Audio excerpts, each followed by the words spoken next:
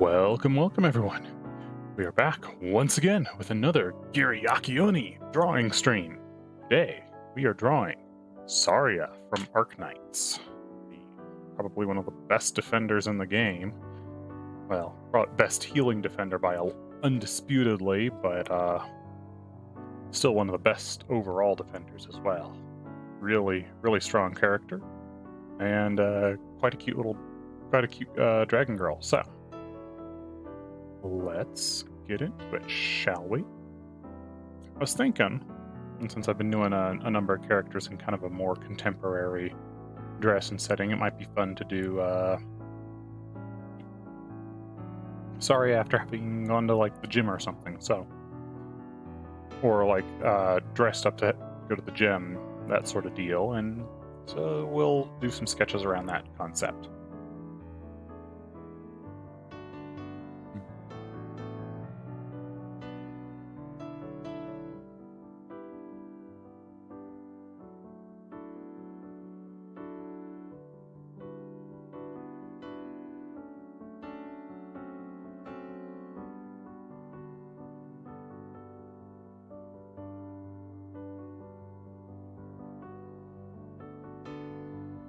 As going to the gym does seem appropriate for her character, you know, she doesn't seem to take a lot of personal time for rest and relaxation. She's more of a, well, when I have the day off, I go train on her own time kind of character. From everything I've seen, you know, I've not seen all the lore, so maybe I'm mistaken, but that's the impression I've gotten.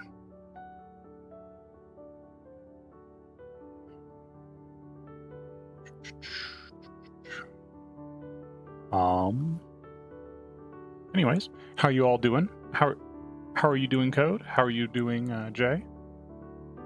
Doing well? Hopefully? Up to anything interesting? Jay, you were mentioning that you had just gotten around to compiling some stuff, which is exciting to hear.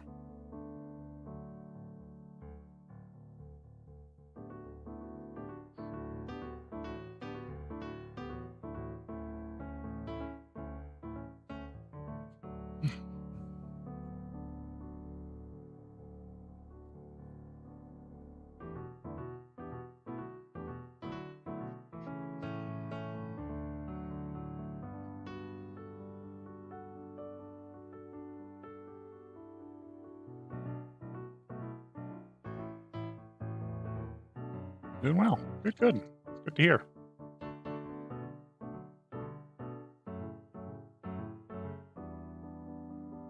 No additional compiling errors, I hope.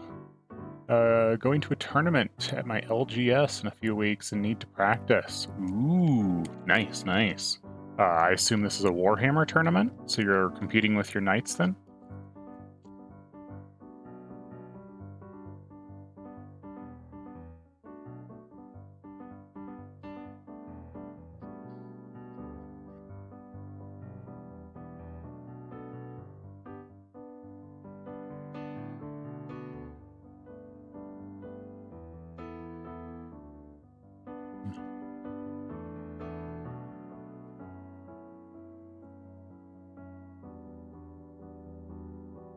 Let's see.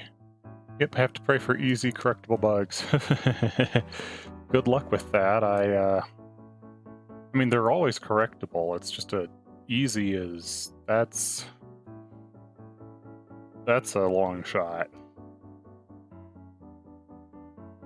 I've definitely had my struggles with bugs being obnoxious as heck to correct. I have one bug that keeps resurfacing in different fashions. Well, it might just be a string of bugs, because I seem to fix it every time, but then something else goes wrong that causes this to reoccur, or similar to reoccur. My main menu in my game has had a series of bugs that when it closes causes it to fail to reopen properly. Yep, I got a list made for my current stuff. Not bringing Ares because he got screwed over in the rules, so bringing Armiger span with 2 big knights. Ah, that's unfortunate.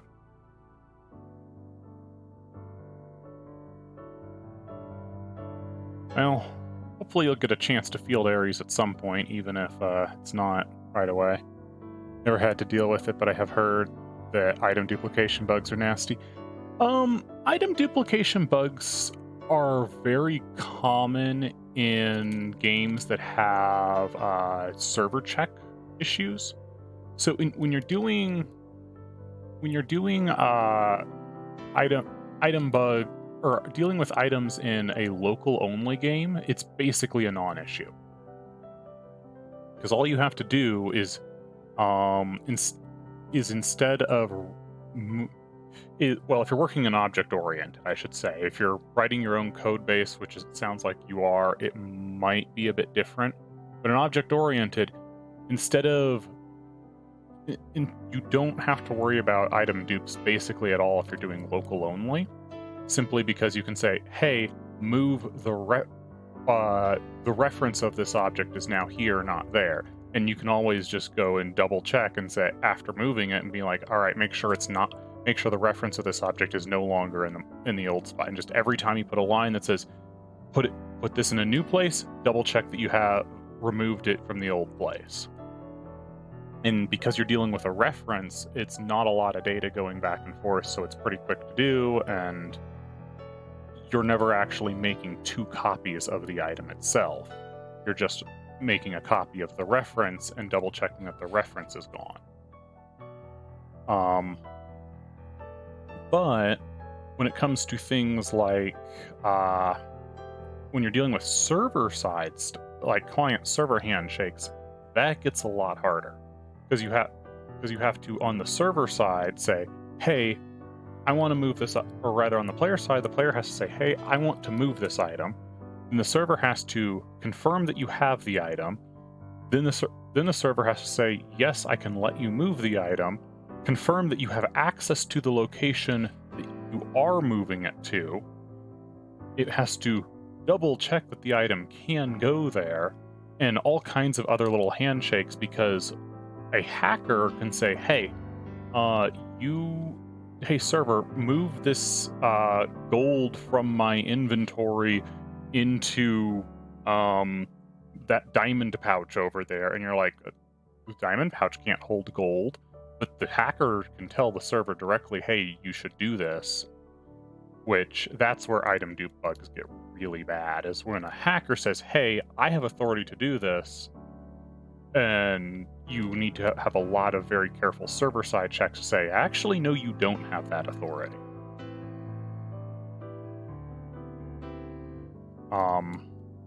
But yeah, that's what the deal with the item dupe stuff is. If you're just working local, though, it's basically a non-issue, because if a player dupes the items in their own game, they're only ruining their own game experience. If a player does a hacks the game to dupe items, they're only ruining their own game experience. That's not your issue to deal with at all. You can't stop them from doing that, no matter how hard you try. And you're just passing references otherwise. For me, the player inventory is an array of item structures, and the way I check empty slots is looking for slots with a stack size number of 0. Yeah, you could do that. Which, as long as everything can fit in that, can be classified as an inventory item like that, it certainly works. I personally use a list structure for my inventory, so it shrinks and grows as I need it, but either works.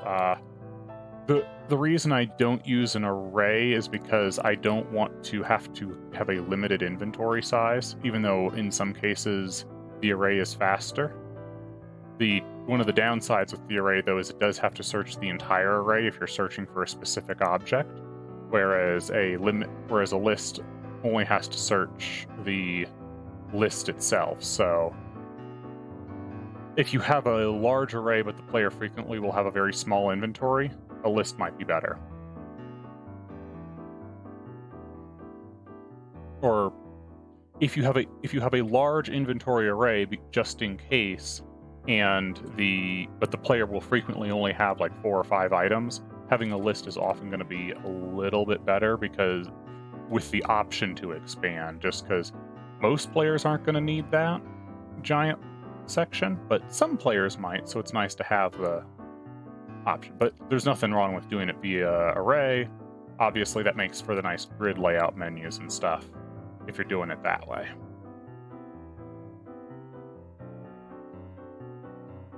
I mean, no, not a linked list. A list list. The link. Well, maybe. Actually, I don't. It depends on the needs of the game. Is the first and most important thing.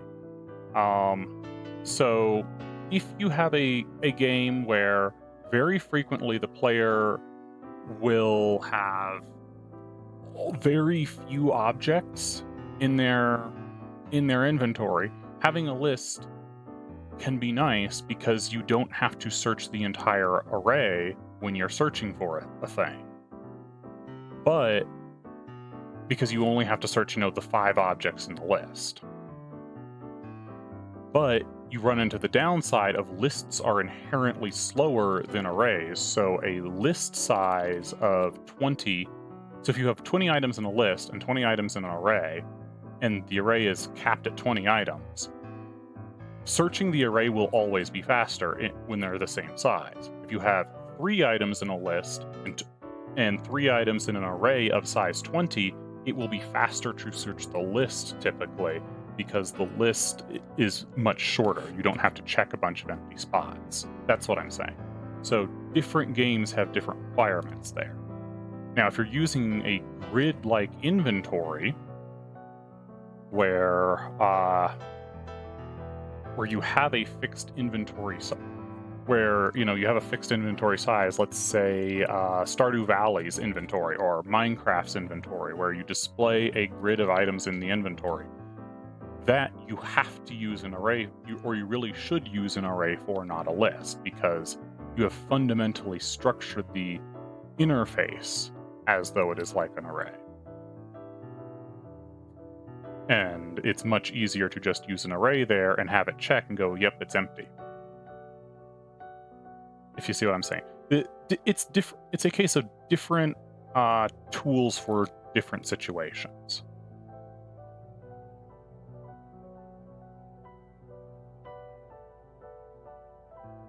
Sorry, I hope that's not too confusing.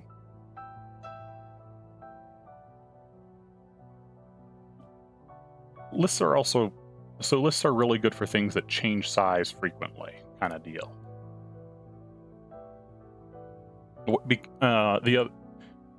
One of the big reasons lists are good for things that change size is you can append items to a list very easily, and it's a super fast function. If you ever have to increase the size of an array dynamically, you actually have to rebuild a brand new array and transfer every single item one at a time to the new array. I know there's functions in C and C# and stuff to increase the size of an array, but that's fundamentally what it's doing under the hood. It makes a brand new array and moves every item one at a time. So it's really inefficient if you ever have to change the size of an array. Just make sure, if you're using arrays, that they stay the same size. But arrays are fundamentally faster than lists if you follow the rules that make arrays efficient.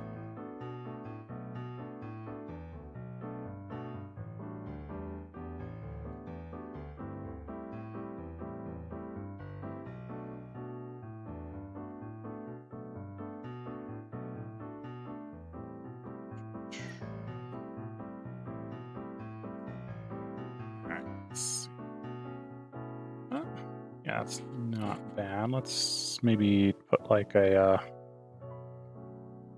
bar to lean up against there. I'm wanting to take Master of Vox, an Exalted Court upgrade, on a big night, but I'm running into 2 issues. Points in, should I burn a CP for a Warlord trait? I That's a lot of keywords that I have no idea what they mean. Sorry, code. Unfortunately, I am not familiar with how one actually plays Warhammer.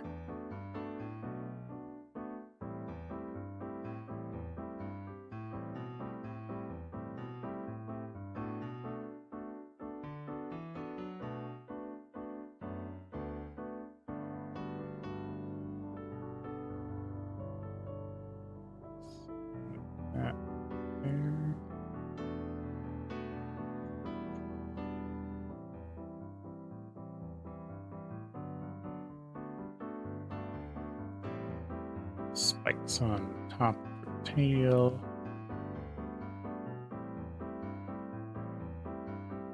And then she's got like that star at the end there.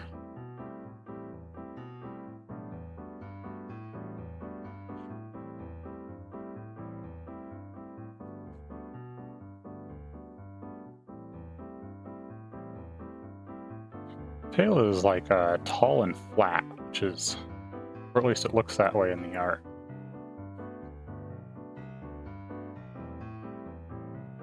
Which is neat.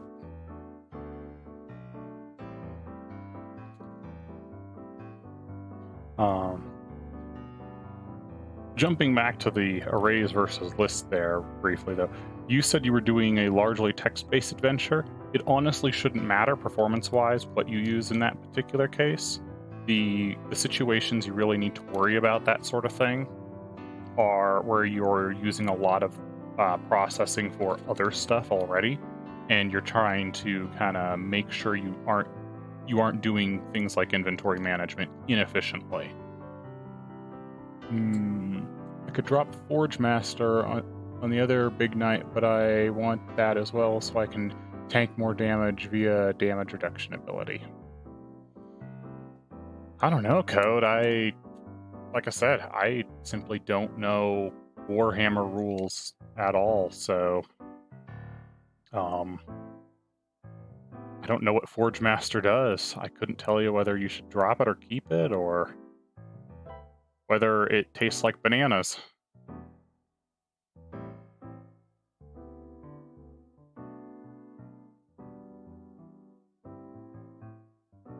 Let's get a nice cross pattern in here on the shorts.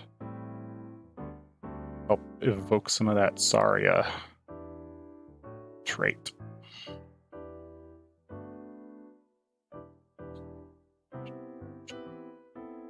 Because she's got a lot of those little crosses on her in her character design.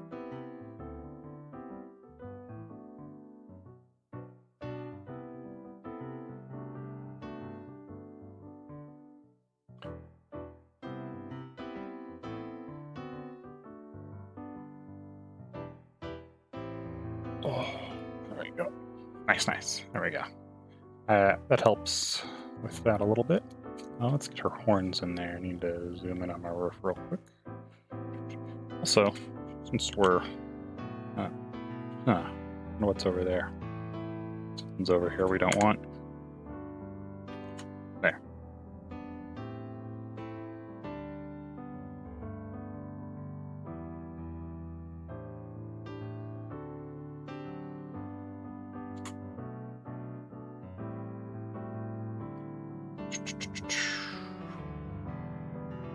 I mean, personally, if you're just talking like pure balance stuff, in my opinion, I would focus on stuff that does more damage.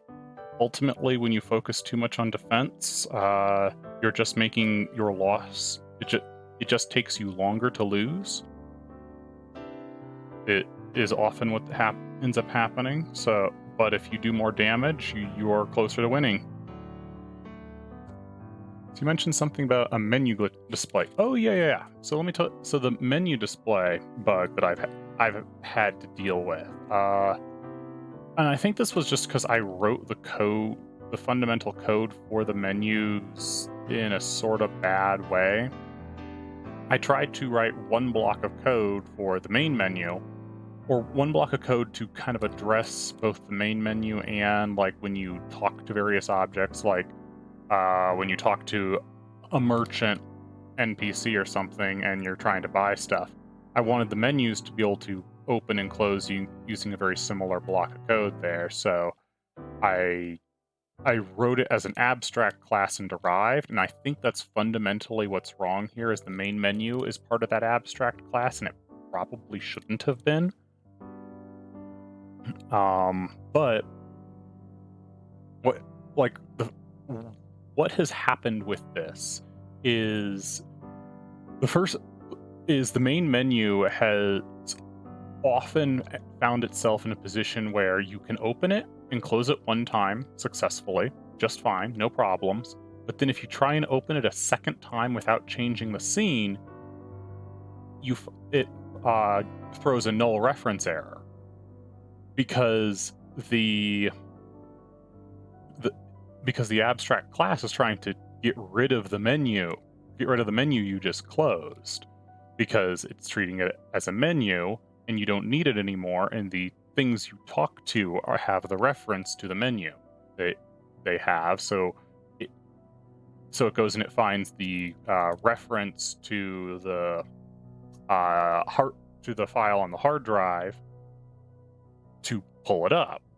So it only keeps the one menu you're working with in RAM and the main menu in RAM, just so you can access the main menu in RAM quickly and don't have to wait for it to load open.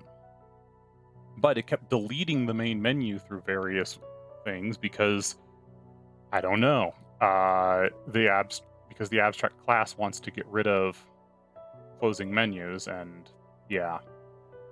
Anyways, it's been a bit of a nightmare to debug or to rewrite code. I've had to rewrite sections of that code probably 5 or 6 times now to try and get it to stop doing that, because every time I implement something else somewhere else, it seems to bring it back. It seems to rear its ugly head in a new fashion somehow, which is really obnoxious.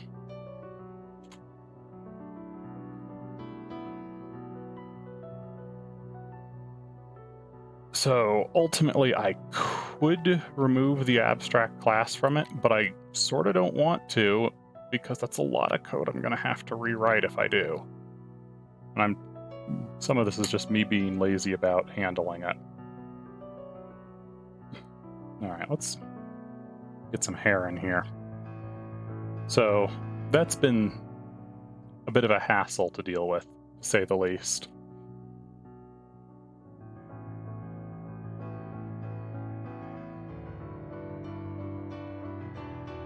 Actually pull the hair a bit more straight down here.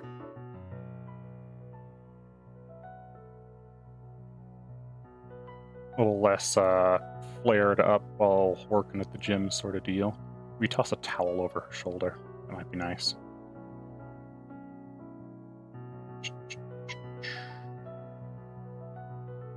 Something like that.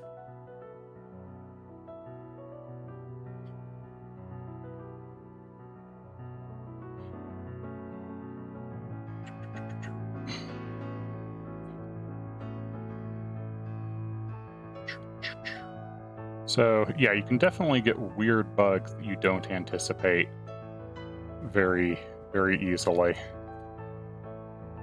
The menu being a very clear example of that there.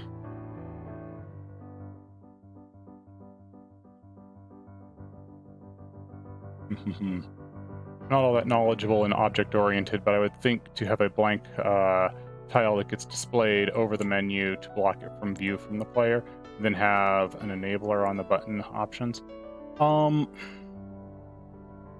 So that's kind of the problem there,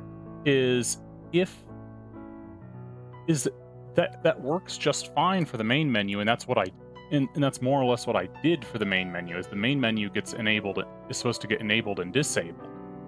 But it's all the sub-menus. So you walk into town, and so if you walk into like a town scene and there's 20 merchants about, that technique doesn't work, because that means you have to put all 20 menus into RAM at the same time.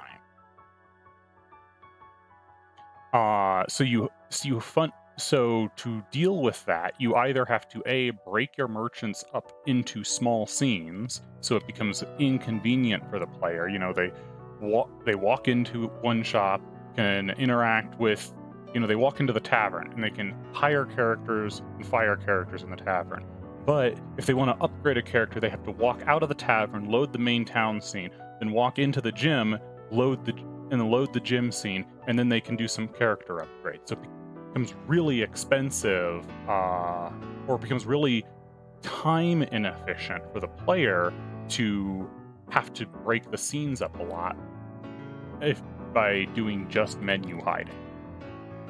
You see what I'm saying? But if you had, you know, the person to hire characters through, the person to upgrade characters through, the person to buy items through, the person to upgrade items through, you know, the person to pick up your bounties from, the person to turn in your bounties to, all of those in one scene, you know, you very quickly, you know, the menu to go to other locations, the menu to say, hey, I want to hire a specific character and go, so I'm going to go hire a headhunter to go track down, you know, a character with the dragon trait or something, because one hasn't shown up in the tavern for a while. You know, you put all those menus together in one scene, and now the game has to load it all into RAM, and it becomes very expensive load-wise. And it makes the game so it doesn't run on low-end PCs that don't have, you know, 8 gigabytes of RAM to load all kinds of menus that are hidden. Whereas if you just save a reference to the menu on the character and say, hey, when you talk to the character, pull this in from the hard drive, it can pull a fairly small chunk of data in from the hard drive, keeping it pretty quick, while keeping the move into the scene loading fairly fast, as well as you're not loading a ton of information at once. In general, when you can, you want to spread out the loading and unloading of process, because it's very easy for the computer to keep up if you're loading small chunks of information over a long repeatedly over a long period of time. It's very hard for the computer to keep up if you have to load a lot in one go. So yeah, that's why I did the menus the way I did, and it's been a bit of an issue because I have 2 different ways I'm handling the menus there. Anyway, what do we got?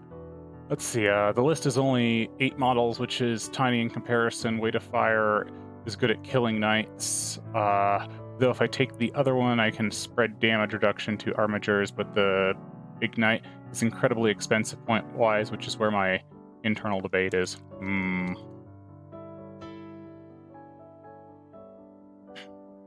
That's a good question. I don't know.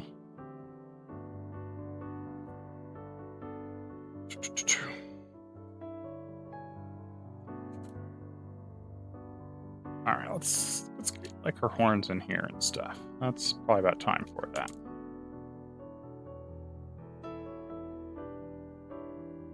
All right, her horns are kind of like back of her head almost, which is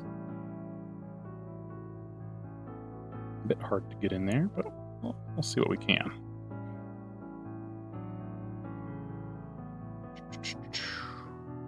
This one, and this one pulls much lower. Yeah.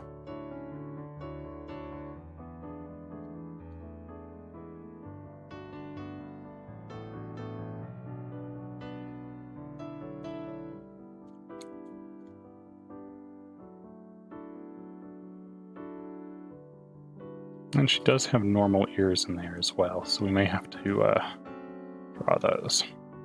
There we go.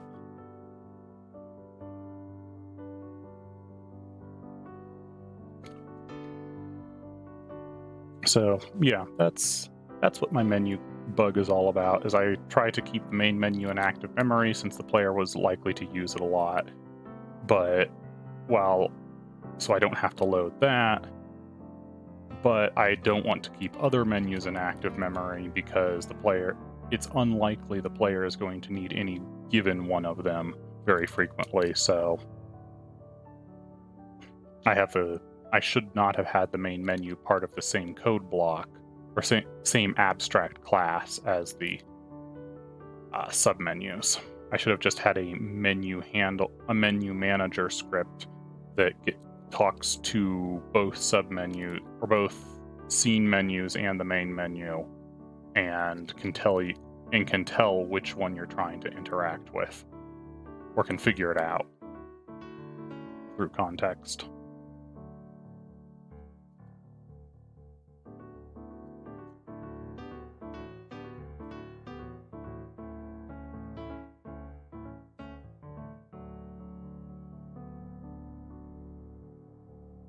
That should probably be a bit further out. That is a weird angle for that horn. Let's see, does any of our other official art point to something that might help me figure that one out? Yeah. I think I'm doing something similar for items, NPCs, loot tables, and dungeon progression. Doing something similar as in doing the same mistake, or doing something similar as in you're using the same method multiple times, which is generally just fine.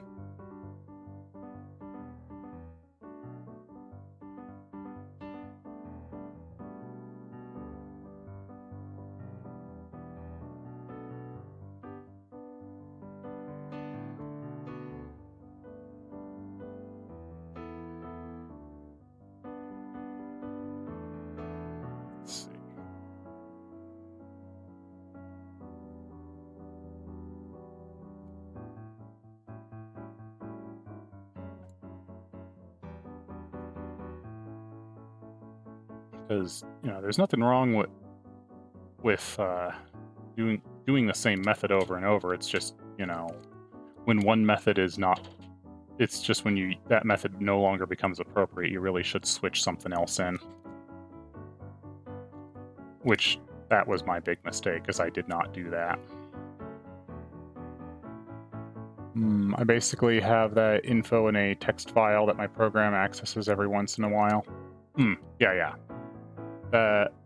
That's typically fine. That's a pretty good way to do it.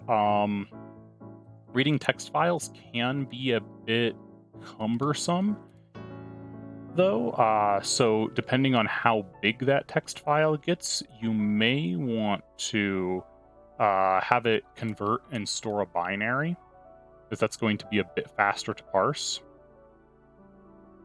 Well, like when you load the game or something, have it pull it up as a binary, as that can be a bit faster to parse and find exactly what you're looking for.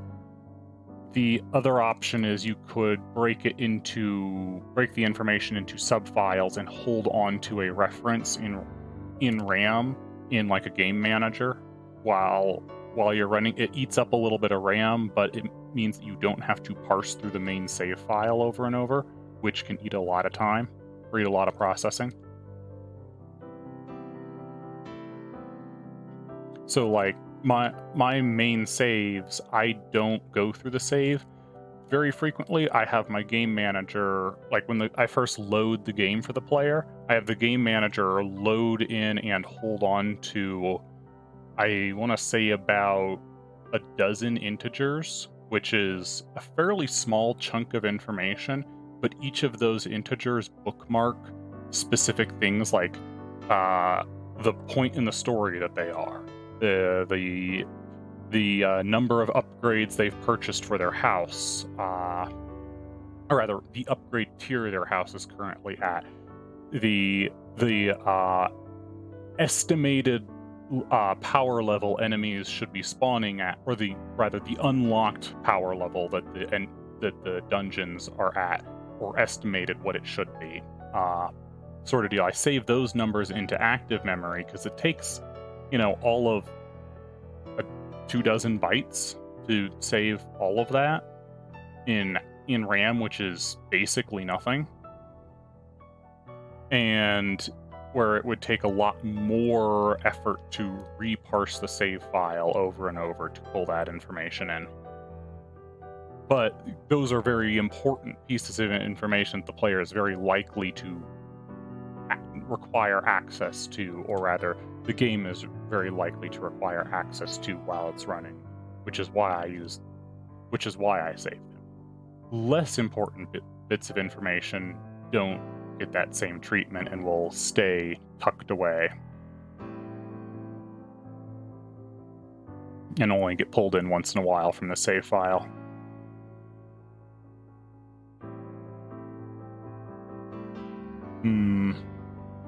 The item, NPC, and loot table references are files opened and closed as needed, but the dungeon progression reference file is kept open.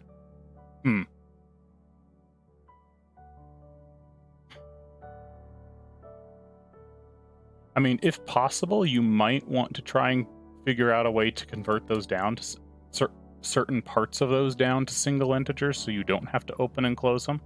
But yeah,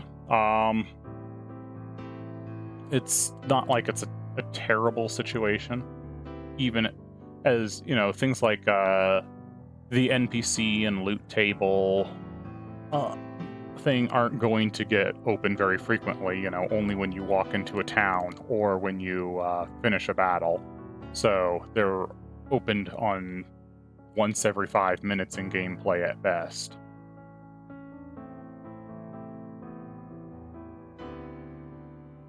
I don't know about the item one specifically. That could, depending on how you open, depending on what you mean by item, that might or might not be, or rather how you use items in your game, that might or might not be a bit cumbersome to load.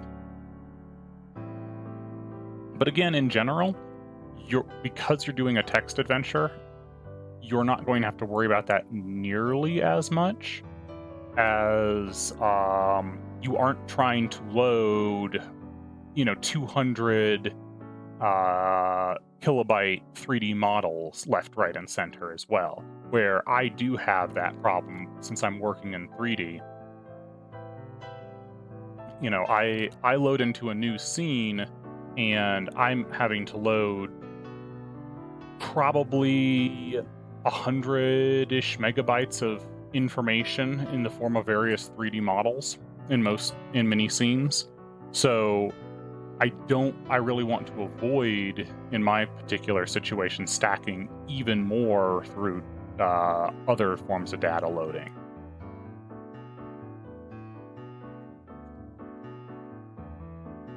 But in a text adventure, since you don't have 3D models that you're loading, that's not eating up the bulk of your loading speed, so you don't have to worry about it anywhere near as much. I'm just noodling here, not really making any progress. Let me actually focus for a moment, and we'll get her drawn out. Get those eyes, because it's probably about time to move to a more focused line art. It's got very sharp eyes.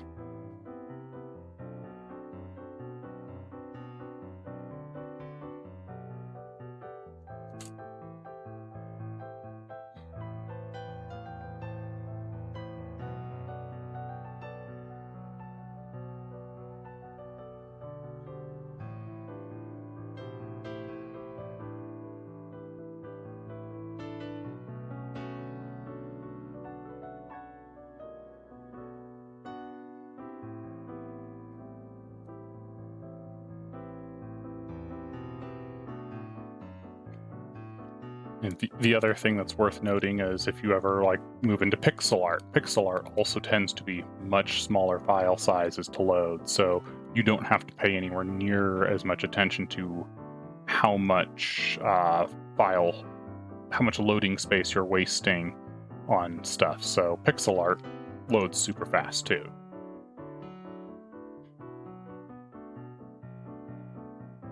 It's just when you're working in 3D, those non-issues suddenly become a pretty big problem that you have to pay attention to, as that it becomes a death by 1,000 cuts sort of problem.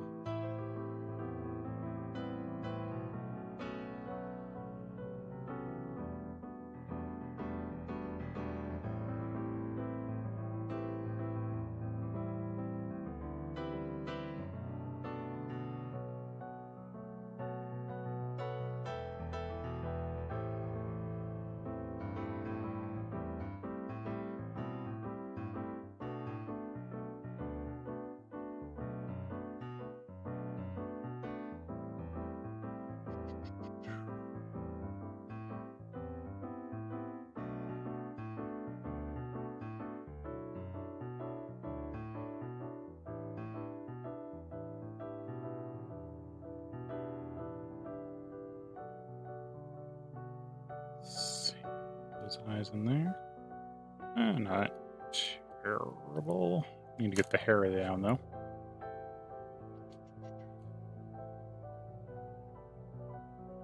Kind of crossed chunk. We got the flat chunk of bangs.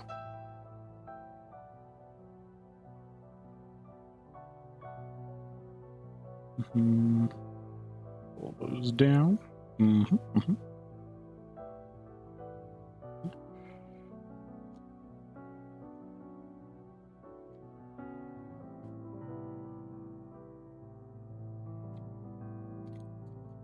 me darken this other pupil just so they look a little more balanced. There we go. We can also bring down.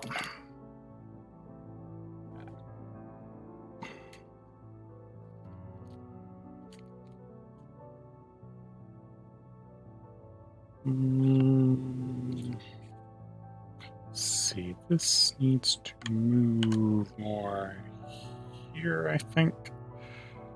It's a little high up there just because the horn's in the way partially. That. Let's see. Get the hair over there.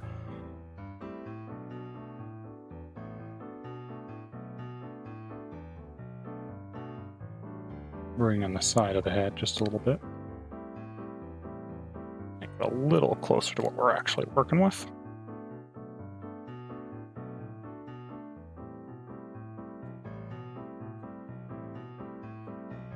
Cool.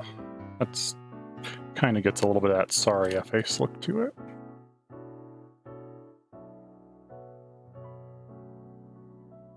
And she looks really annoyed.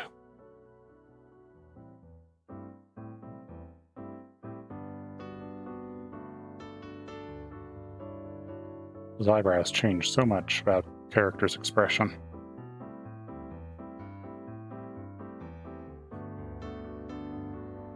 Okay. There we go. That's kind of in the ballpark. Bring that neck in just a little bit.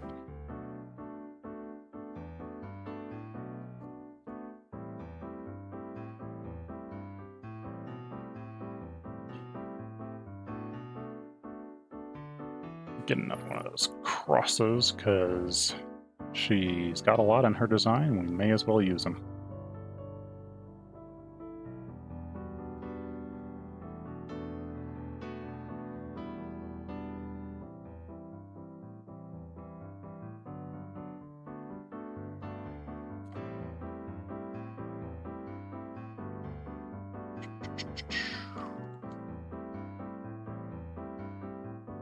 Let's pull that there. Nice.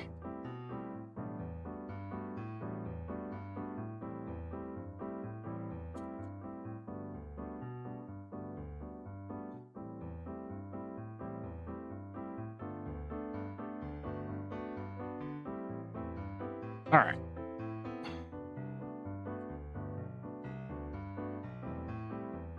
Let's see if we zoom out on that a bit.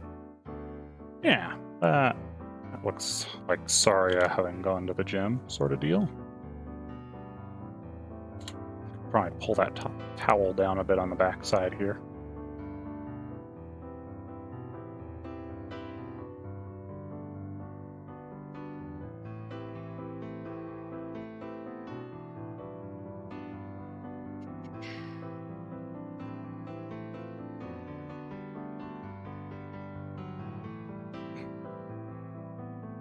That sort of deal. There we go.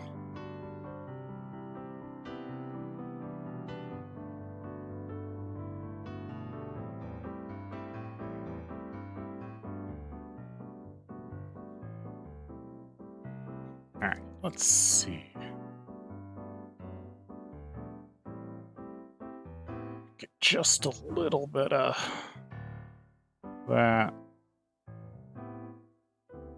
abs sort of deal for her, as there's no way she doesn't have them. Or no way she, yeah, doesn't have them. There we go. Words, hard, language, bad, at.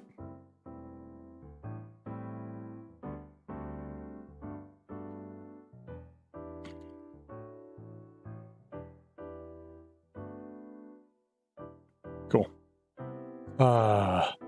The creases in the towel look really good. Thank you.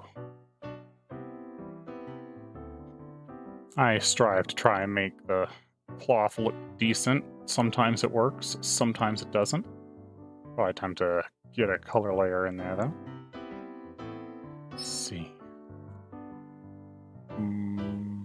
What color do we want for this?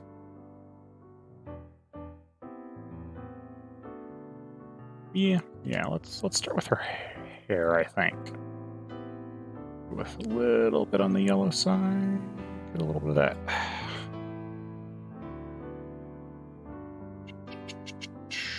Light coming in from up here. Never figure out how to do creases. So creases, I'll throw in a new layer real quick. There's a number of ways that you can do it. So we don't have sleeves in this picture, but let's say we have a piece of cloth. We'll talk about a number of different ways. So we got a piece of cloth wrapping on someone's arm.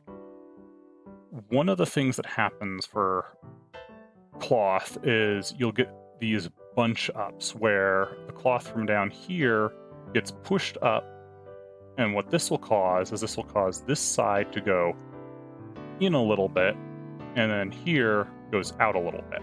And you'll get a divot here. So it'll draw a crease kind of like that. And then you need to highlight this particular crease, take all that out, and you would do shadows in here. And I guess since I got it, you'll do a bright line across here, your highlight there, and then you will soft edge out as this part here gets kind of becomes a gradation. There's not really a hard, this is where the shadow ends for a part like that. So that's for like a sleeve wrinkle. For something like the towel, what you have is you have your sheet of cloth coming along flat, and the two sides are moving together. So to do that, one side has to go up, the other side has to go down. So you effectively get the edge of the cloth doing an S shape, and you'll see a little bit of the edge going on the back, and then it goes up like that. This all gets shadowed. This, and then you'll get a shadow kind of out here as well. So that's what's going on with the creases, and that's kind of covers the two main types of creases. You will get kind of other types of wrinkles and gentle creases. So you can get places which are these really soft kind of creases through the fabric, which might end up looking kind of like this, where you have a sort of a semi-hard edge, right, going up that very quickly bleeds away into the normal cloth color, and just a tiny bit of highlight on top of that. And that you see those particularly in cloth like big flat sheet cloth like these, where it's a sort of stiff-ish flat sheet that doesn't make smooth curves. If you get nice smooth curves, you're not going to see that as much. If you have something like a button-up white t-shirt, then you're going to see things like this a bit more. Or button-up, yeah. Anyway, that is a little bit on wrinkles and creases. And how my thought process goes. Oh, actually there was one more. The last type of wrinkle is the tension wrinkle, which I like to draw kind of as this. So these show up, and then you get shadow here. These show up where you are pulling the cloth too tight, tighter than the cloth wants to be. So frequently, when a girl is not wearing stretchy clothing, you'll get tension wrinkles kind of in this area. Like even in somewhat stretchy clothing, you'll often get tension wrinkles here, as there's a bit of pull to it.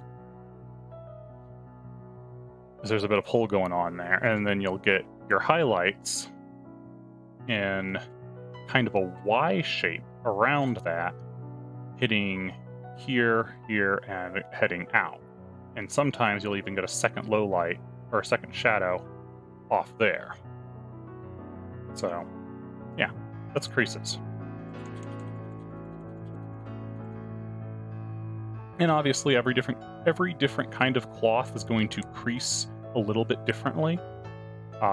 So you're gonna need to, if you want to draw a lot of different kinds of creases, study a lot of different kinds of cloth. The best thing I can say for that is go get pictures of like fashion models or K-pop stars, stuff like that, because they wear wide varieties of, you can find wide varieties of cloth doing wide varieties of things, and you can study how they lay naturally then. Just put the blues.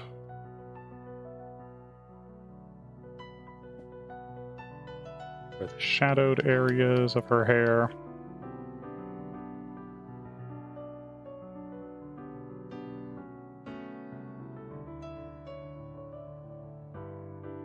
We'll pull a little bit of shadow there as well. Should probably neutral out right through here.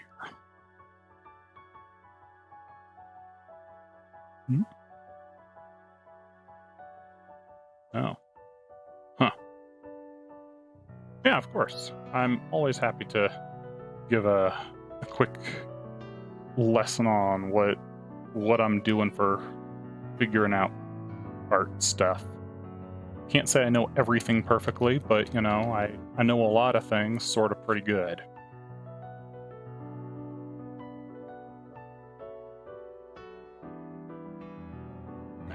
That, I kind of missed that gray.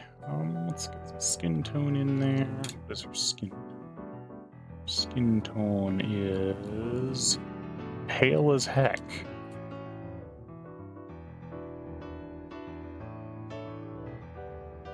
Maybe a little more yellow in that.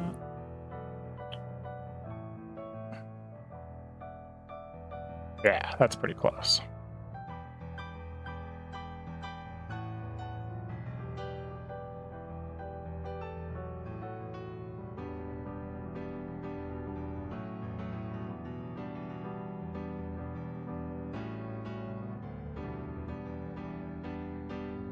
Well, you're more experienced than I am. That's fair. That's fair. Try to pass the information on. You know, I wouldn't be as experienced as I am if other people hadn't generously shared their knowledge with me. So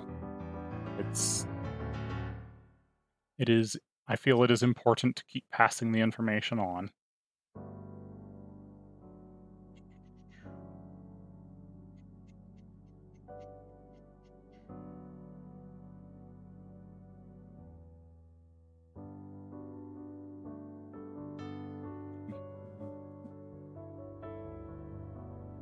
Alright, let's see. She's got some bright orange in several places on her outfit, so let's bring that in. One of them being her horns.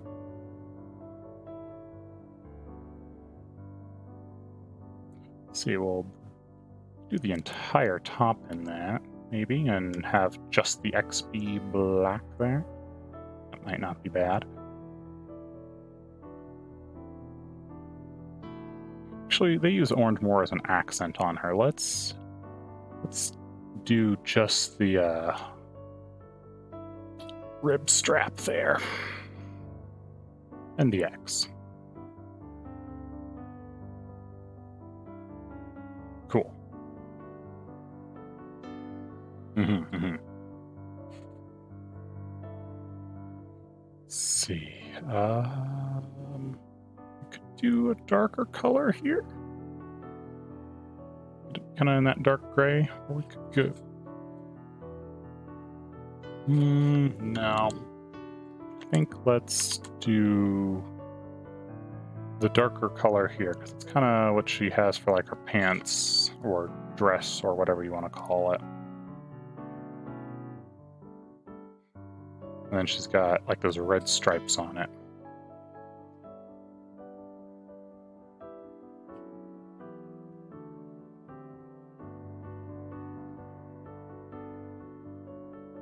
You'll be back, going off to eat. All right, well, we'll see you later, Code. Thanks for joining us.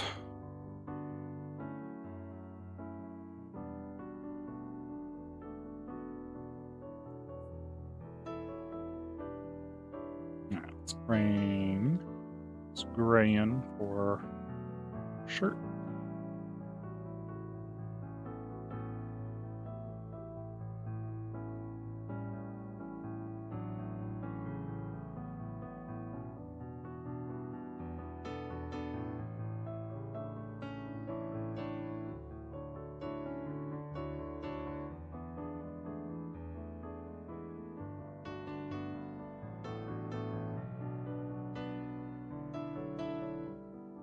Gotta clean up these edges, make sure there's no white showing through in the middle there.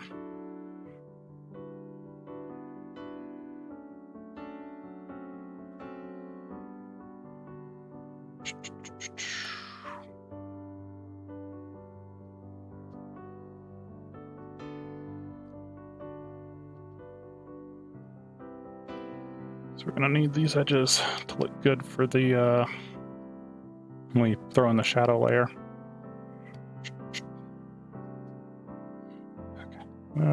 Yeah, we can use the same gray for the towel as well, since it's all ostensibly supposed to be white-ish.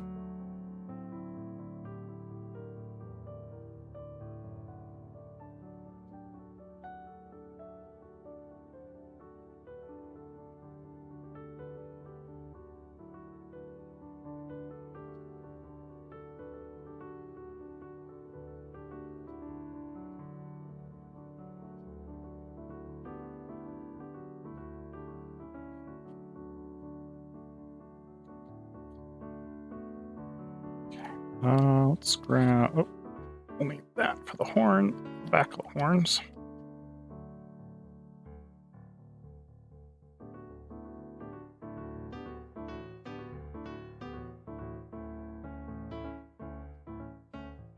There we go. Good. What color is her tail? Is that also that orange? Might be. Sort of. It's got some grays and oranges in there. It's kind of that. The same-ish as the horns.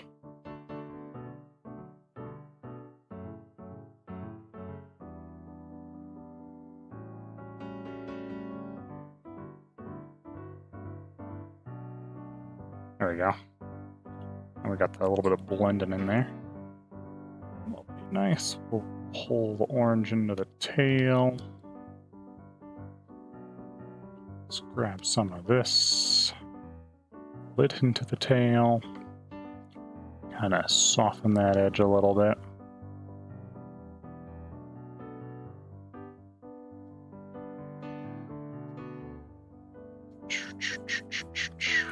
It's a little bit grayer. Let's pull just a touch of gray in. There, that'll work. Let's do that.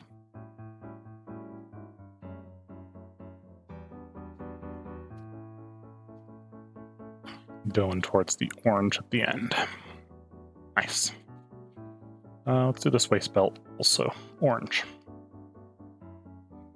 So we can keep that accent color rocking.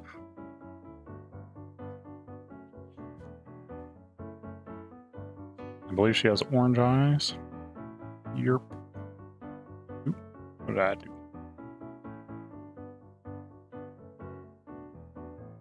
Sweet. That gets most of that. Alright.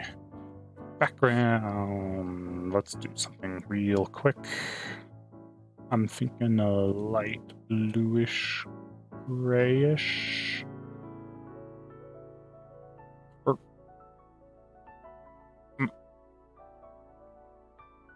yeah, that'll work.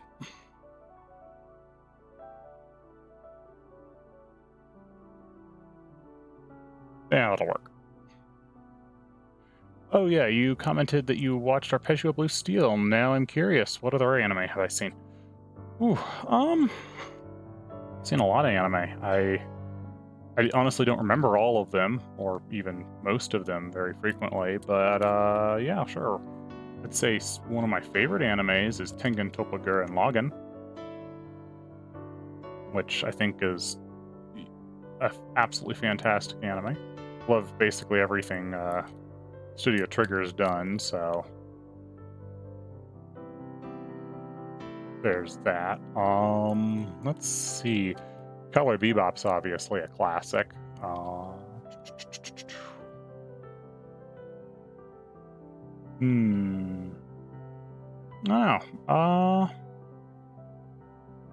a lot of them. That's a hard question to answer. I guess what would I pick for my top 5 if I had to pick one? Maybe that'd be a bit of an easier question to answer.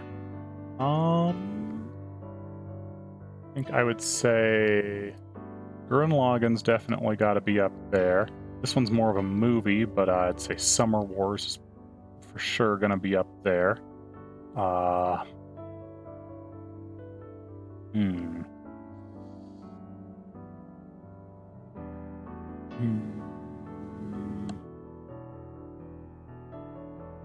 not sure if this really counts as an anime, but I'd say Arcane was really, really good. I quite enjoyed that.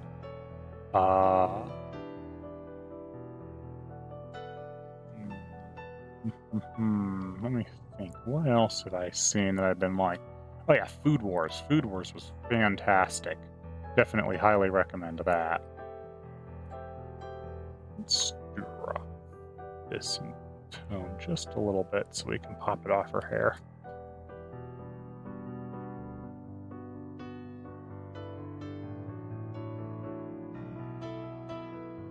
Yep. Gotta get the right layer. Let's also drop the line art's opacity just a bit while we're working. Oop, wrong layer. Right layer. There we go. So those are a few animes I like. I'm not huge on a lot of the like big shonen forever shows, though I have watched a fair bit of One Piece. But things like Bleach, Naruto, I kind of just go, not really for me. I don't want to spend forever watching one show. I'd rather see a variety of things. Also bring that red in. She has, I believe. Oh no, that's more in that orange. What are your favorite shows there, Jay?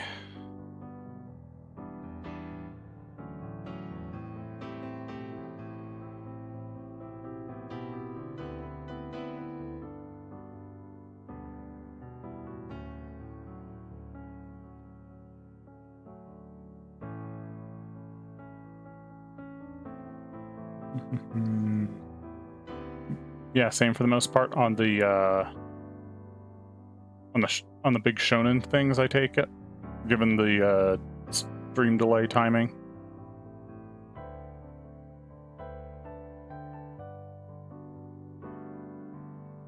Let's see, more into isekai. I have mixed feelings about isekai. Like the first couple that I saw, I really liked. Actually, it does remind me of probably one of my favorite animes of all time, Dot Hack Sign. The kind of OG isekai, if you will. I have been way less impressed with a lot of other isekai though. I feel like there are a lot of shows where being an isekai is actively detrimental to the show. Like the show would have just been better had it not been an isekai.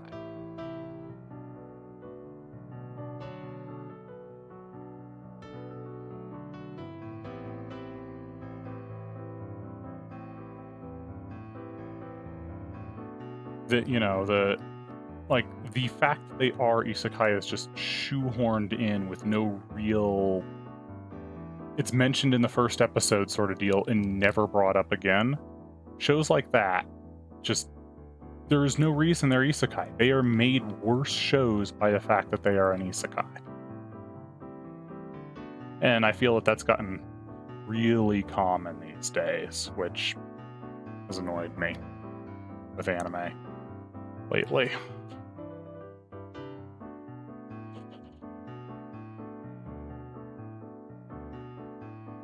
So I want to take a moment to get a proper line art on her.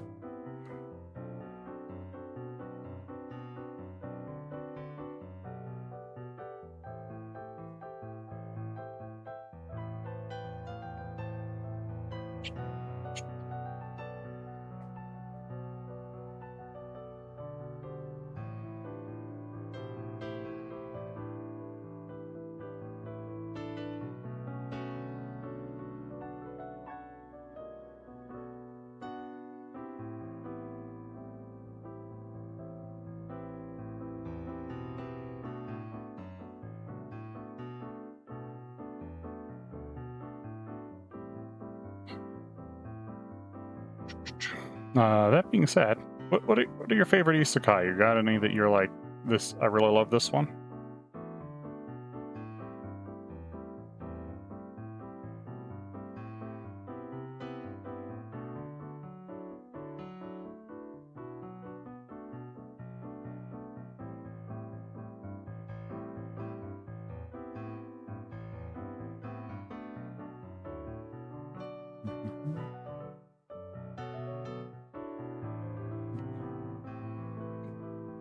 Outline through there and there.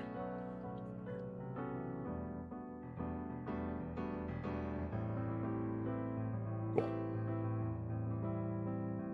My top picks would be Achikochi, No Game, No Life, Overlord, Saga of Tanya the Evil, and Erased. I have not heard of several of those. I am aware of Overlord because of a certain lady that gets a lot of fan art of her. I am aware of Tanya, the Saga of Evil. We did watch that in my anime club, so that one was decent. I didn't see all of it, but I did see some of it, and yeah, that one was pretty good. But I have never heard of Achikochi or Erased there. I'm aware of No Game, No Life, but it kind of went, not really for me.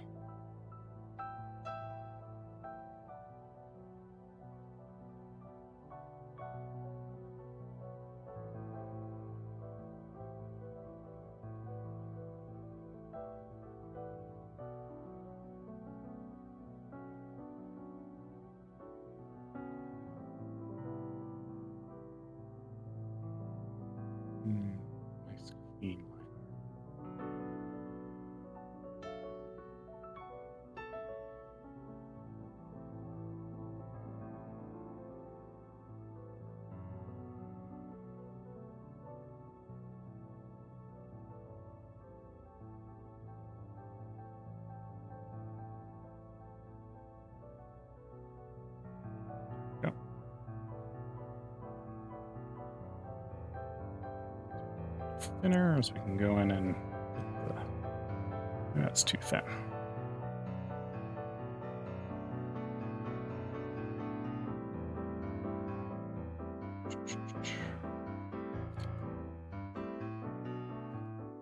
Watched any other good shows recently? Achikachi is a lesser-known slice of life anime. Interesting. That, I might check that out. I do enjoy me some slice of life now and then. Is it, when you say slice of life, is that more moe blob slice of life, where nothing ever happens, or is it more like has an actual plot and character development over the course of the show?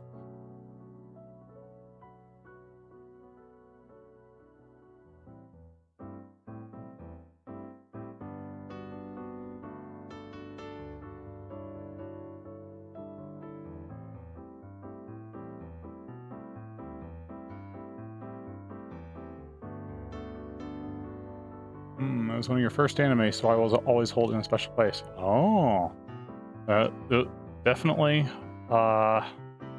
Always, yeah. Your first anime will always be kind of one of those your favorites. I think my the first anime I ever watched that I recall watching was Tenchi Muyo.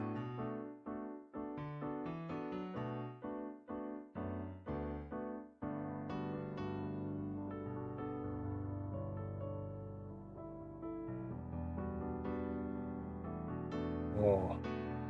There really is no character development, just some funny antics. Yeah, I'm not huge on that kind of slice of life personally, but you know, if you enjoy them, by all means, enjoy away. Not every show has to be for every person. Not every game has to be for every person.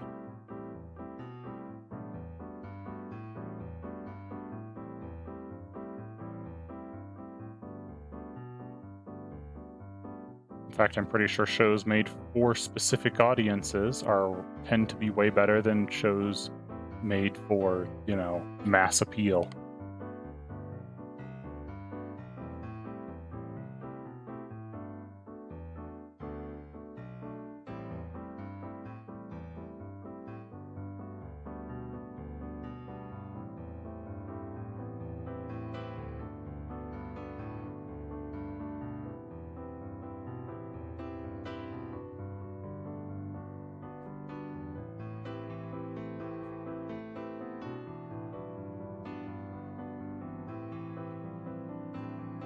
Soon we'll be able to knock the old line art down a peg and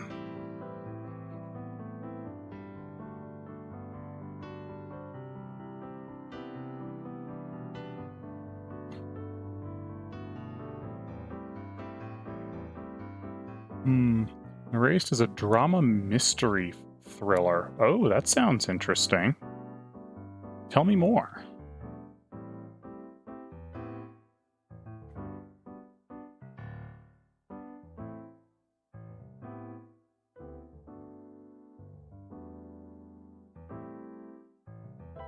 I do like myself some drama anime. And mystery anime are fun too.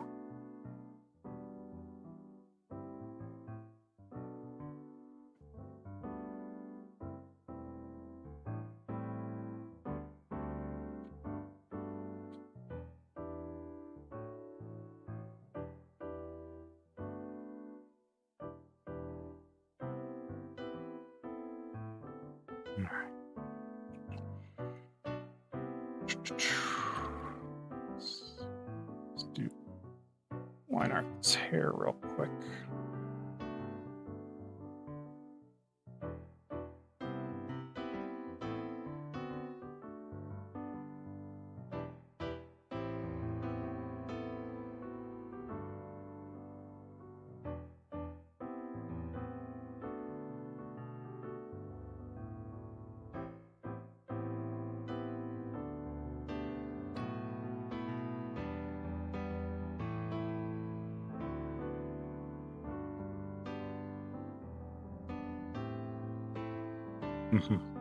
Cool.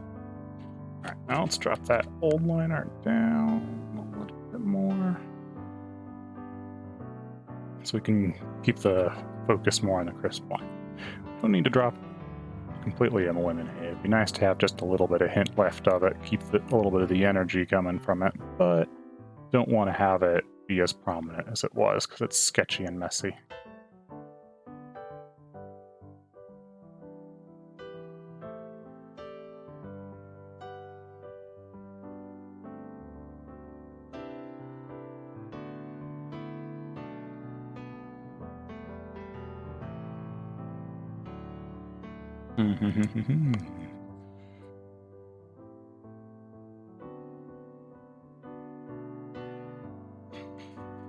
Alright, let's toss a new layer on there and get in and start doing the face proper like. Actually, wait, do we want to do that yet? Maybe not. Let's get that here first.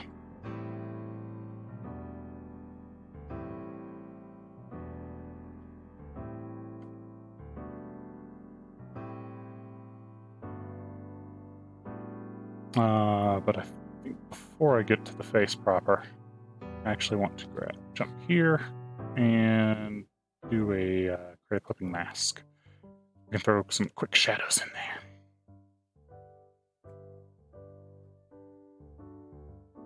Grab that. Nice and blue.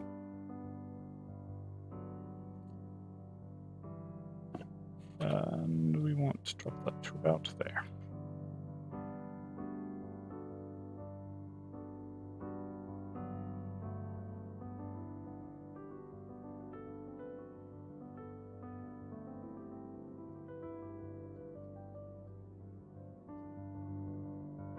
Gotta remember, and remind me if I forget, but I'd like to put like a couple drops of sweat in there, get a little bit of skin glisten so it's more post-workout.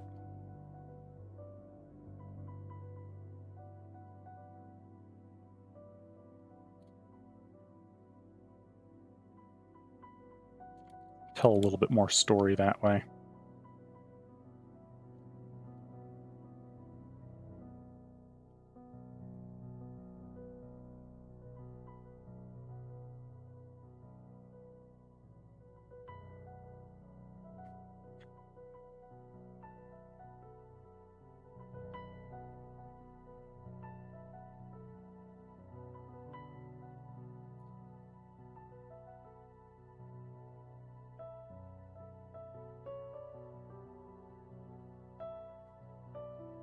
Got it, Chief.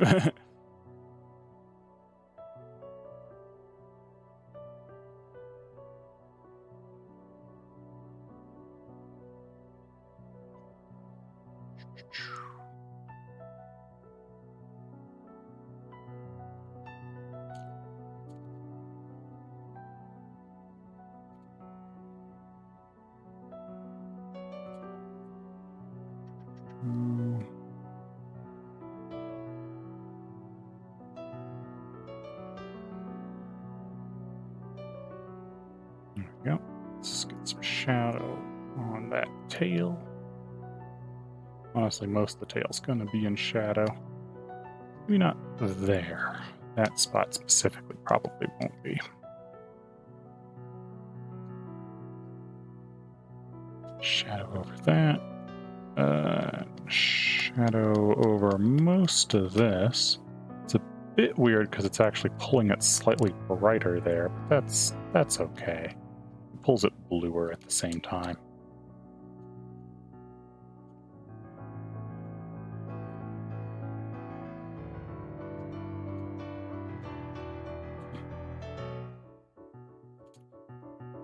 Let's see, I need this right.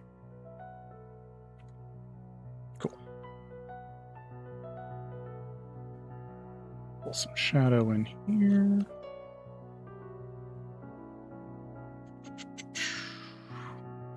Shadow under the chin. There. And I quickly block in a lot of these. A little bit of cast shadow from the one horn.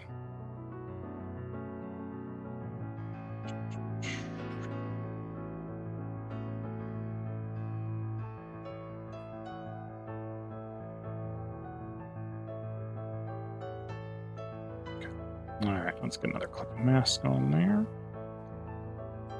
Get some general highlights.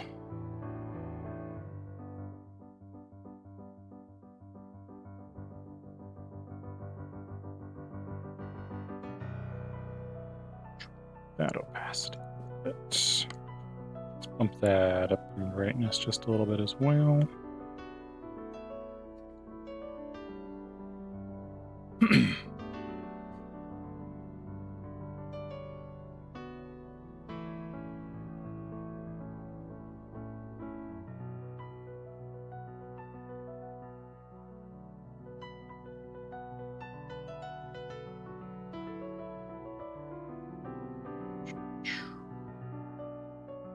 Get a couple quick highlights on the edge of that towel there. It's gonna catch the light a bit.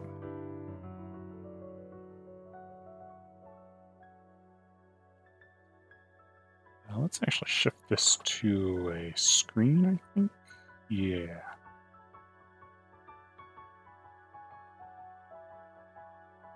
About there. Maybe not a screen. Color dodge, maybe? Yeah, color dodge is probably fine. And we did miss a tiny spot right in here. Needs perfect. That needed a little bit of touching up there.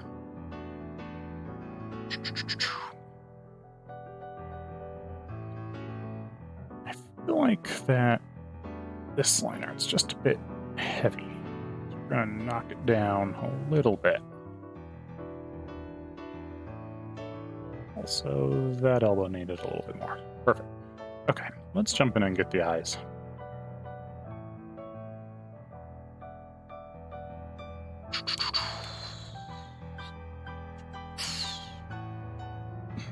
Grab a nice dark red for in and around the eyes. So we can do those eyelashes nicely.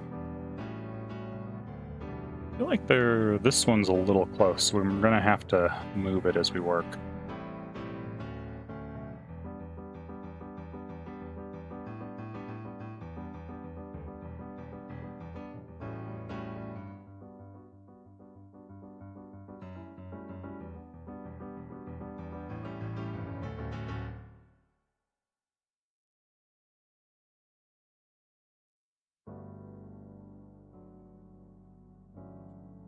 Bring in the white.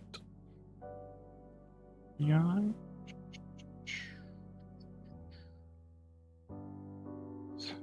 Circle the iris. That one should. I don't know if it'll be in the final touch-up sort of rounds, just because it's gonna be. We could probably actually do it right now because it's gonna be one of those not terribly major things. We're gonna need. So right now is actually a good time. Oh, it's nice, bright glistens in there.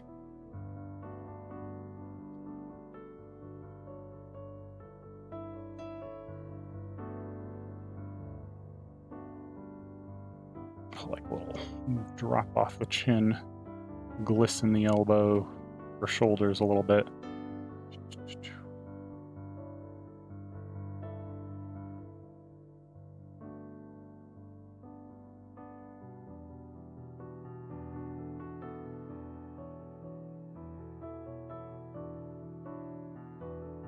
There we go. Good timing. It just had to not be when I was doing the shadow, when I was still focused on making sure the shadows were in place. That's really what I wanted to.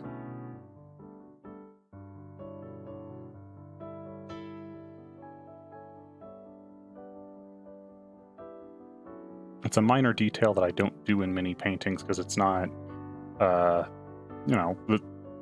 it's not relevant to most paintings, but it is relevant here, so it was easy for me to forget.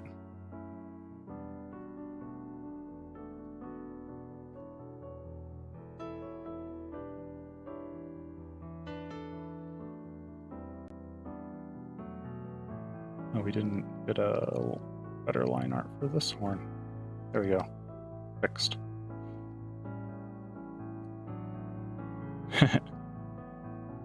Of course. Simply being here and being someone to talk to helps keep me sane, if nothing else. Though that boat may have sailed a while ago.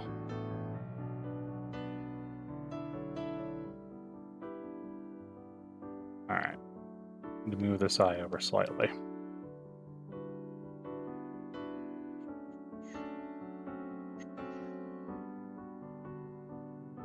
Or here? Yeah. Man, she's got sharp eyes.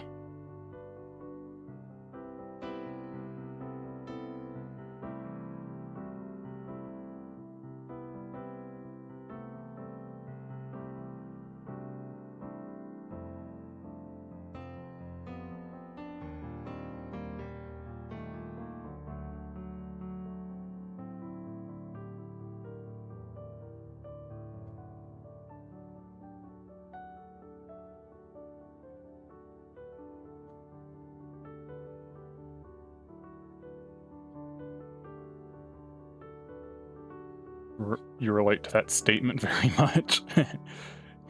Right.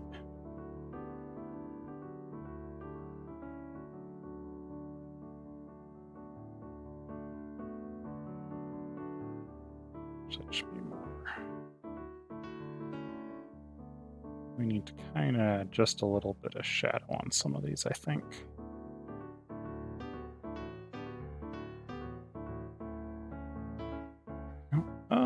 Let's also grab a little touch of that bright yellow.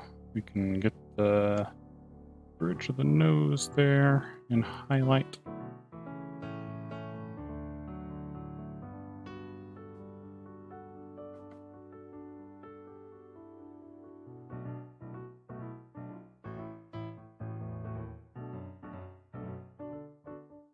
And slightly soften the underside. There we go.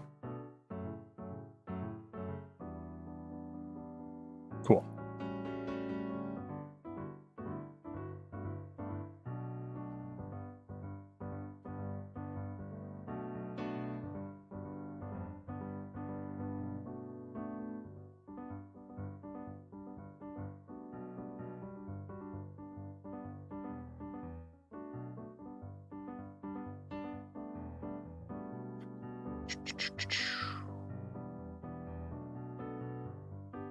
See, let's get a little bit of blush in those cheeks as well. Just, you know, high blood flow in this case from working out.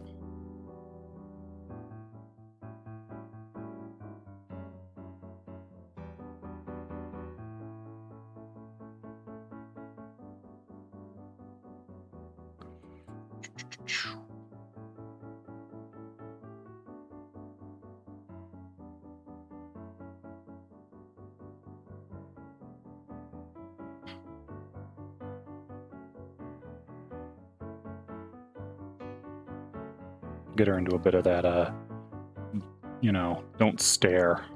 Doctor, don't stare.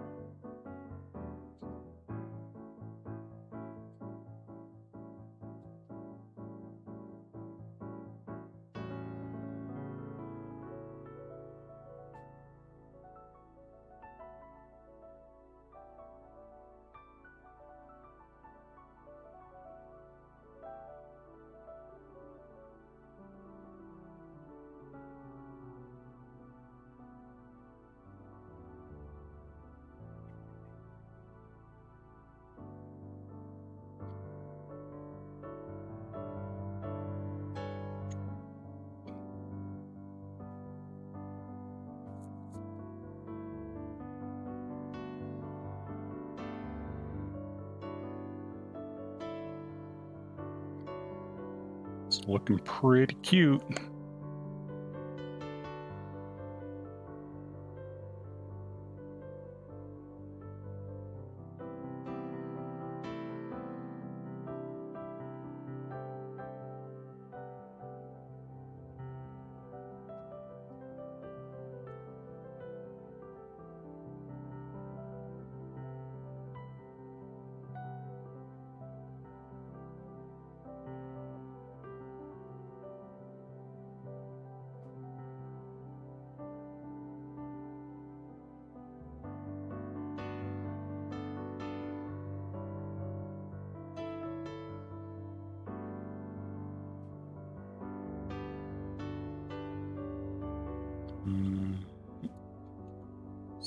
Looks like we messed up the hair color just a touch right there.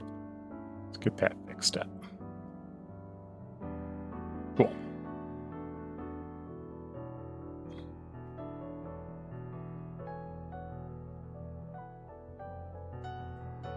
Get the eyelid line here.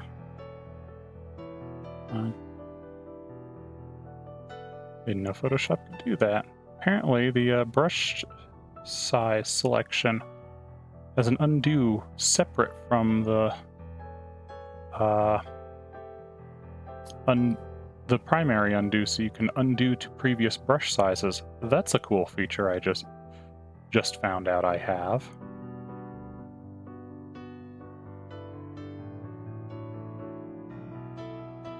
Guess I've just never accidentally hit or never realized I was hitting the undo while I was trying to change brush sizes before. That might explain why I've had the brush act weird in the past.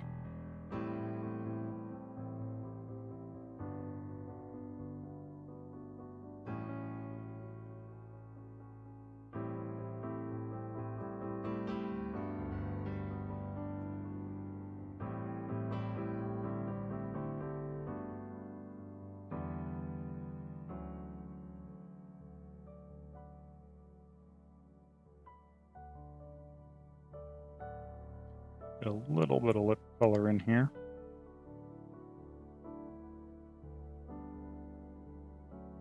But gotta be pretty reserved.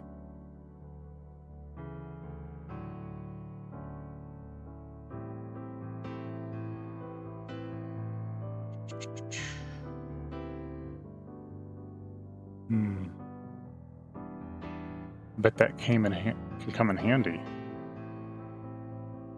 Oh yeah, the undo to previous brush sizes, for sure that'll come in handy, especially when I'm doing things like line art.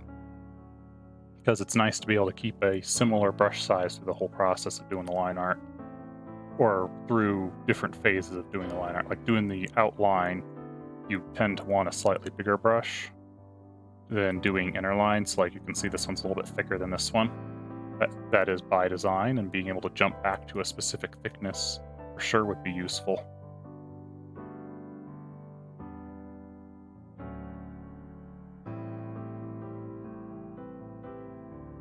A little brighter, a little redder.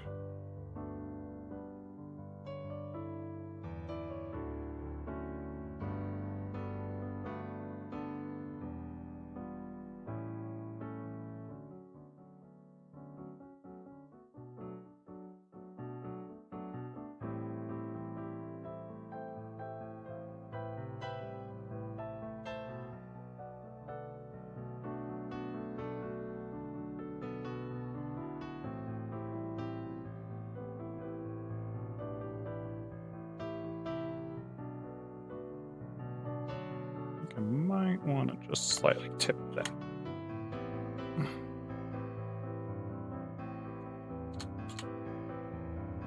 There, that's a little bit more what I was looking for.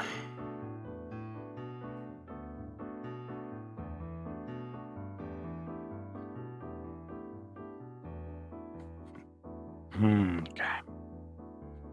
Let's get in and be a little zoomed in, but you know, we're working on eyes, so eyes. They're always the hardest to paint. Well, they're not. Their eyes are actually pretty easy to paint, but you always have to they always take a little bit more time than a lot of things, just because they're got to get a lot of detail in a very small space. Always the most important to paint. That is an accurate statement.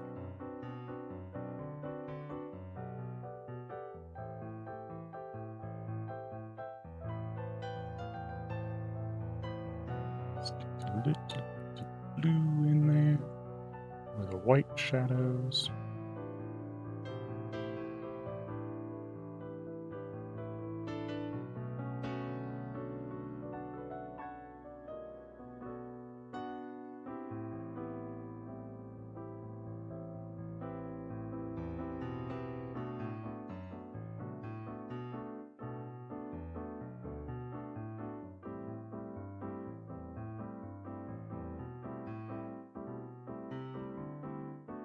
I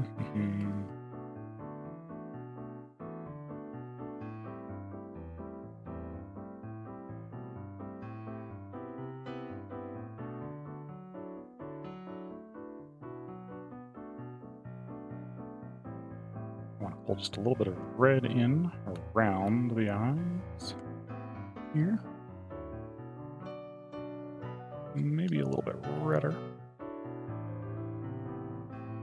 And just a little bit of that subsurface through the very thin lids and stuff. We'll need to go back and subsurface the shadows elsewhere too.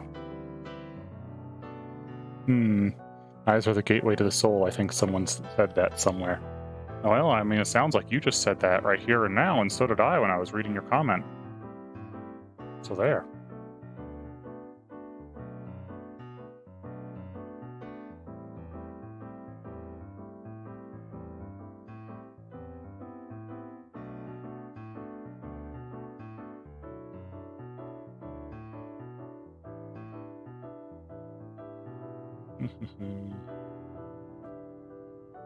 Let's pull a little bit more in there.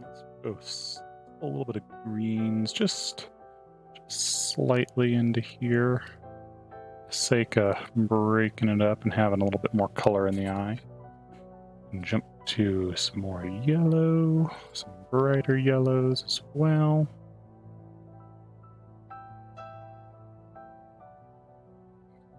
Let's pull some more red in there, right in here. Right along that shadow edge.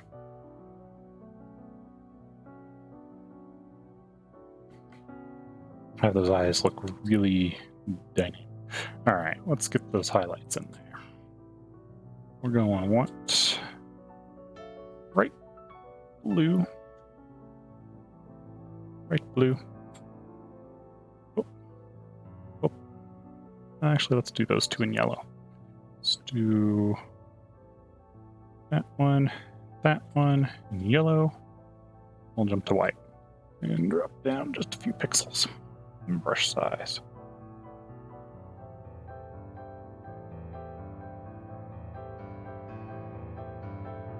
Let's add a little bit more in there.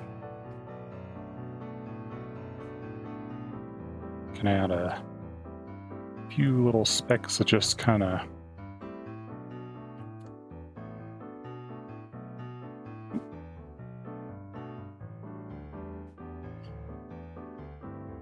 try and get that look of like repeated overhead lights going across, maybe. You know, the kind you see in a gymnasium or other large roomed facility. Lower lights there, maybe a little one there, a little one there. Just kind of break it up, soften them about. Let's get just a little bit of softness here on the... Oh, subsurface scattering, one of the few art terms that I actually understand. I mean, it's more than just an art term. It's a lot of things term. I would say it's actually even more common to be used in 3D modeling.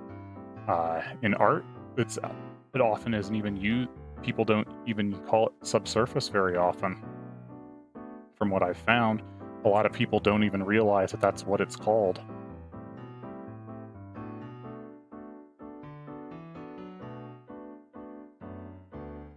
I hear a lot of people call it like the core saturation and stuff like that, which is a bit of an odd name for it, or the core light bloom, I've heard, or core shadow bloom, which is, again, a weird name.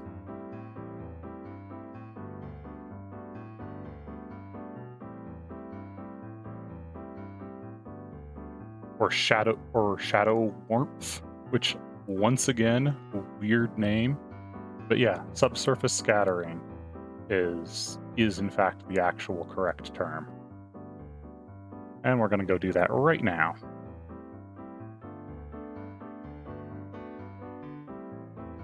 Now let's actually throw that onto a new layer so we can be kind of aggressive with it. Maybe not that aggressive.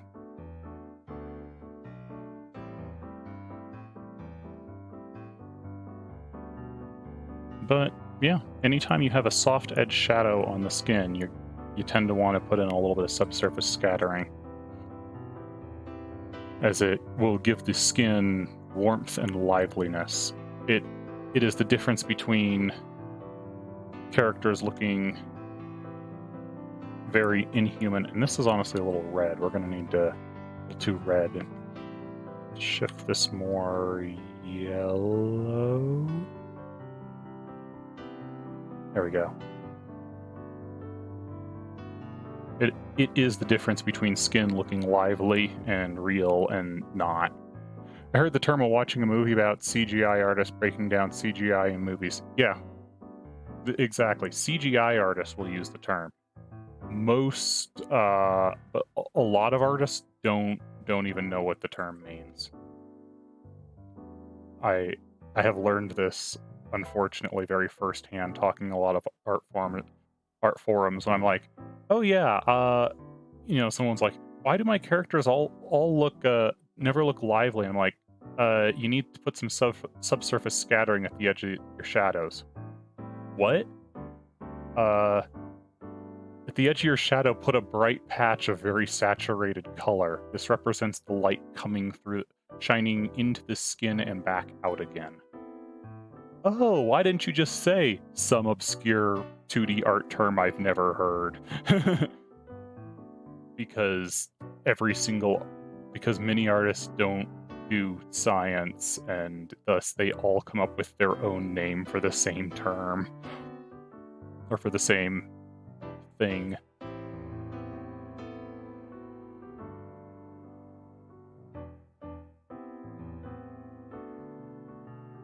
Let's bring that into the ears a bit.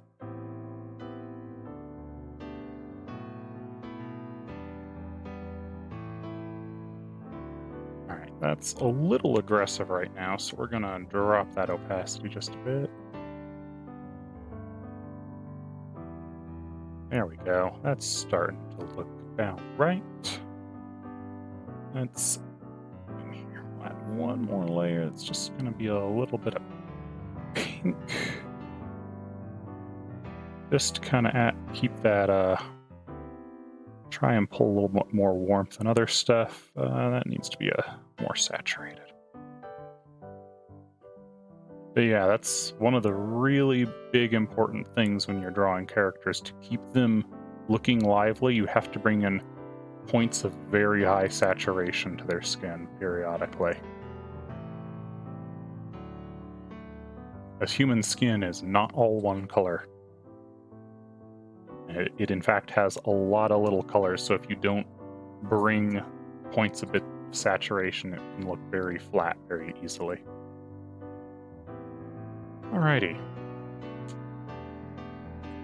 There we go.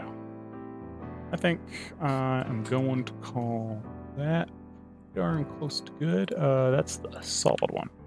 Let's adjust this slightly, add a little bit more saturation maybe. Oh, that's too much. Just a little bit more saturation, a little bit darker. A little bit more. Brighter there. I think that's pretty good. Oh, hey Matt, how you doing? Glad to have you drop in. We're almost at the end here, just doing a last few touch-ups on the girl here. I know you don't play it, but today I've been painting Saria from Arknights.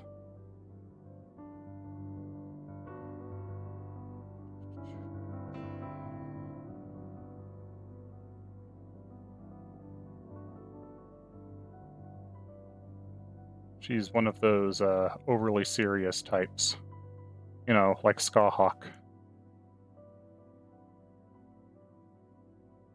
But it's not a fake character.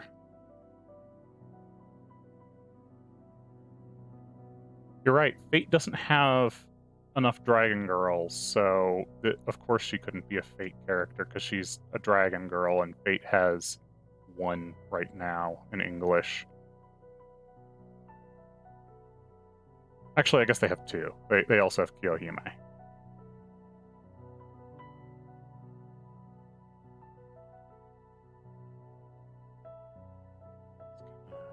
Soften that edge a little bit, help it look a little more round.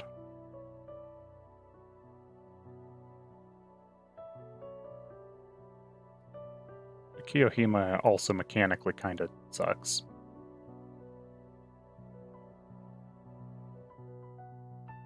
Which is unfortunate.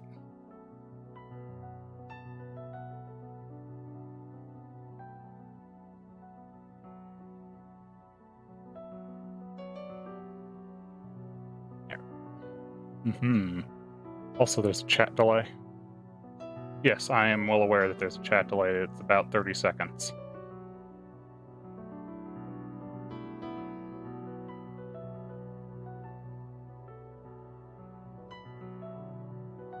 So you're right.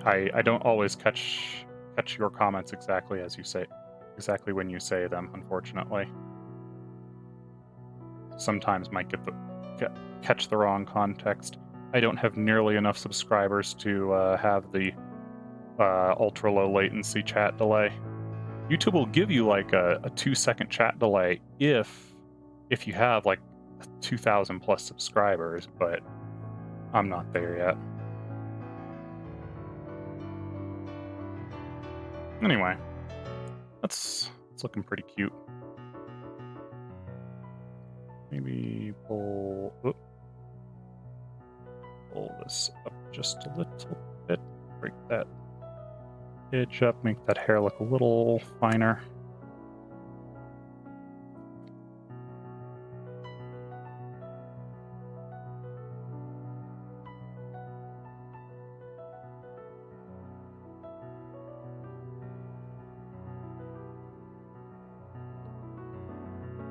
All right, sweet. I think I'm gonna call it there. I know you just joined us, Matt, but I do appreciate it.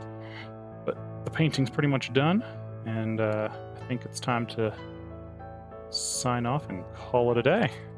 Anyways, thank you for joining me. It's been wonderful having you all. This has been a lot of fun, and I hope you join me again some other time. I believe tomorrow I am painting Azuki from the Hololive series of Vtubers. I believe the reason I put that on my schedule is tomorrow is her birthday. So that'll be fun. Yeah, I think Saria here looks pretty good. I feel like she keeps the character well. She keeps the orange cross motif that is pretty common all over her design, so I feel like today was quite successful. Thanks for thank you for joining me, Jay. I appreciate having everyone here. Anyways, you all take care. I'm going to post the schedule up on the screen here for a moment before I close the stream. Have yourselves a wonderful evening.